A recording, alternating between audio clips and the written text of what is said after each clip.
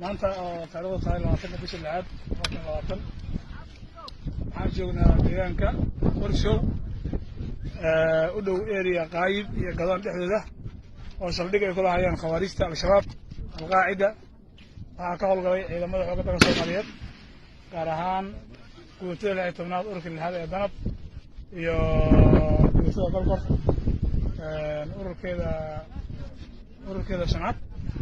ilaahay maadis waa ku guulaysanay waxa dhiba oo saas weyn kama aan kulmin way carareen daciiftinimada iyo doqoniyada shacbiga oo bay naftooda markay dhibaateeyaan ciidamada xoogga dalka Soomaaliyeed uma bardii karaan ilaahay waa mahad iska leh oo jeedin waxa gubanaya waa talisadoodii iyo saldhigyadoodii iyo meeshii umada ku dhibi jireen alxamdulillah meel kasta ay joogaan saasa looga bixi doonaa ciidamada xoogga dalka Soomaaliyeed waxaa guul ciidamada xoogga dalka Soomaaliyeed guul dalab gool rahim ilaah baa mahad leh saaka waxaan wadnaa howlgal aad u ballaaran oo bal xayawaan oo ilaahay carrada keenay oo aad u fara badan oo dadka magaalada degan iyo asagu badan yahay waa dhibaato weyn magaalada Bursarax ku haya waa dameer ugu yaraan 300 oo xabaa joogta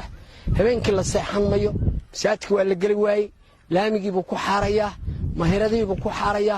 waa ku kaajaya basar xumo daraadeed suuqa bartankiisa gabdhaha hortooda magaalada horteeda dadka hortiisa isku qabsanaya oo isku fuulaya anshax xumo intuu ka qabo baalkaas qaati billaah baan ka taaganahay baalkaas hadii ilaahay ma inaan xalinaa rabnaa waa qabanayna wax lama hayo wax yar baa reer Bursarax ku leeyihiin waxay ku leeyihiin waxay ka maarmi waaya waxaan rabnaa inay xafitaan waxay ka maarmayaan waxaan rabnaa baalka waa xalinaynaa oo dalka waa ka kaxaynaynaa anaga reer Bursarax waa iska kaxaynaynaa hadii alla idmo ma laynayno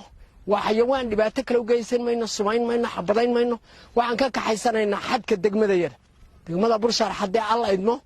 wixii aan anfacayn waa ka qabanaynaa hadii alla idmo